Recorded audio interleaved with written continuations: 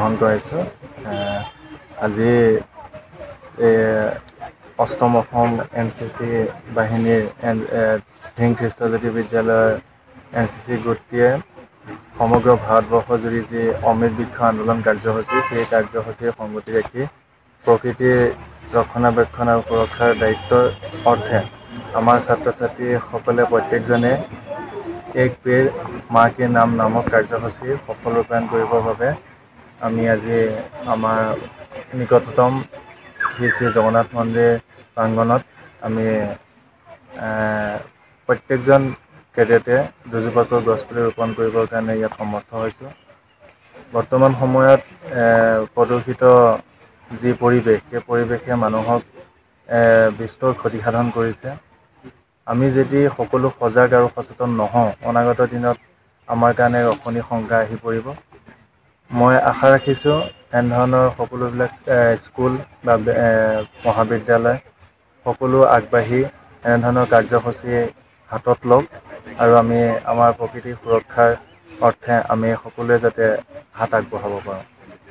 আৰু ইতিমধ্যে আমাৰ বিদ্যালয়ৰ যিটো NCC গোট, এই NCC গোটটোৱে তেজপুৰ গ্ৰুপক প্ৰতিনিধিত্ব কৰি ইতিমধ্যে প্ৰশংসা বুটলিবলৈ সক্ষম হৈছে NER ADG গাগনদীপ ছাৰৰ।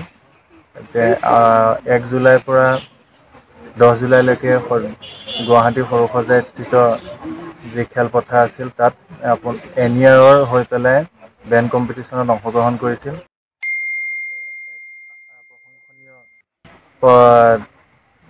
প্ৰশংসনীয় এক প্ৰদৰ্শনী দেখাবলৈ সক্ষম হৈছে। অনাগত দিনত আমাৰ ছাত্ৰ ছাত্ৰীসকল আৰু আগুৱাই যোৱাত আপোনালোকৰ সহায় সহযোগিতা কামনা কৰিছোঁ। ধন্যবাদ।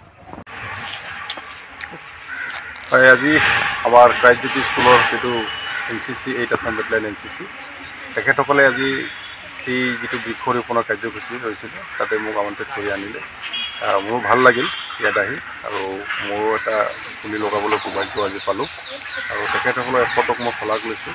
হয়, আমাৰ সকলোৱে যদি তেনেকৈ প্ৰকৃতি বা আমাৰ যিটো মাতৃভূমিৰ প্ৰতি যদি মৰম যদি বা তেনেকৈ যদি চিন্তা কৰে, সকলোৱে সেই মানে যিটো বৃক্ষৰোপণৰ যিটো আমাৰ প্ৰগ্ৰাম যিটো চলি আছে আমাৰ ইণ্ডিয়ান গভৰ্ণমেণ্ট ফালৰ পৰা, বা সেইটো নহ'লে বা নিজাববীয়াকৈ হ'লেও সেইটো বস্তুটো কৰি যদি যায়, তেতিয়া নিশ্চয় আমি যিটো আমাৰ বৰ্তমান যিটো আমাৰ এনভাইৰনমেণ্টৰ যিটো মানে এটা পতন ঘটিছে, নিশ্চয় এইটো উন্নত হ'ব।